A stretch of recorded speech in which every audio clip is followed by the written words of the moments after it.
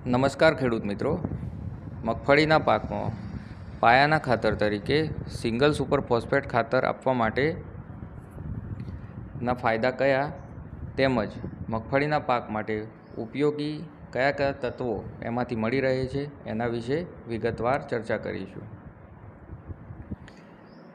મગફળીના પાકમાં વધુ ઉત્પાદન મેળવવા માટે તેમાં દાણાનો સારો વિકાસ કરવો, તેલની ટકાવારી વધારવી વગેરે ખૂબ મહત્ત્વની જરૂરિયાત છે.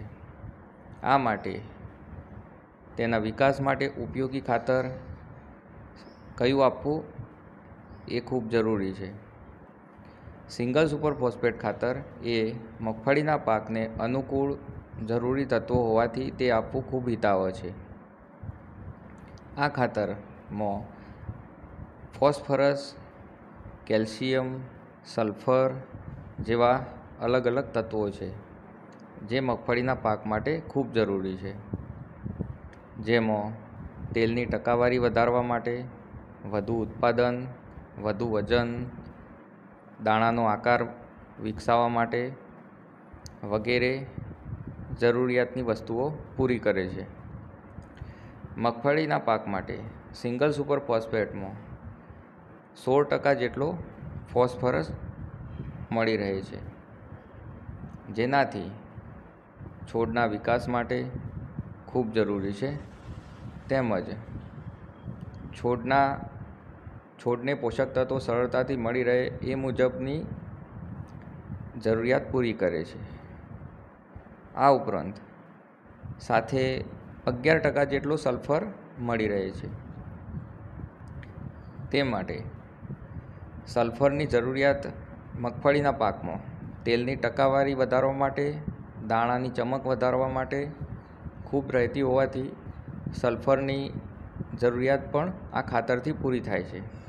આ માટે પાયામાંથી જ તેનું જરૂરિયાત પૂરી થતી હોવાથી મગફળીનો વિકાસ, રોગપ્રતિકારક ક્ષમતા વગેરે પણ બની રહે છે. આ ઉપરાંત મગફળીના પાકમાં કેલ્શિયમ એ ખૂબ મહત્ત્વનું તત્વ છે, જરૂરિયાતનું તત્વ છે. આ ખાતરથી 21% જેટલું કેલ્શિયમ મળી રહેતું હોવાથી મગફળીના પાકને દાણાનો આકાર, રંગ વગેરે સારામાં સારો મળી રહે એ માટે કેલ્શિયમ ખાતર પણ આ મળી રહેતું હોવાથી કેલ્શિયમ ખાતરની પણ જરૂરિયાત પૂરી થાય છે.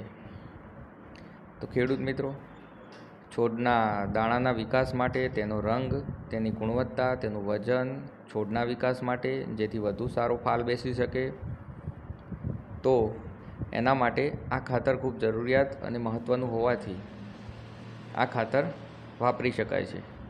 આ ઉપરાંત આ ખાતર કેટલા પ્રમાણમાં આપવું એના વિશે વાત કરીએ તો આ ખાતર પાયાના ખાતર તરીકે આપતી વખતે 150 કિલોગ્રામ પ્રતિ હેક્ટરના માપ મુજબ આપવું જોઈએ, જેનાથી સમયસર ઝડપી વિકાસ અને વધુ સારું ઉત્પાદન મેળવી શકાય.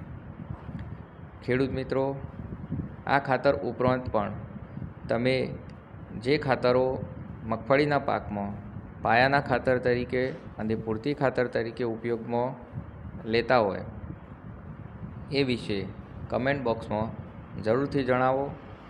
વધુ માહિતી માટે અમારી ચેનલ સાથે જોડાયેલા રહો. લાઈક કરો, સબસ્ક્રાઈબ કરો તેમજ શેર કરો. આભાર. Thank you.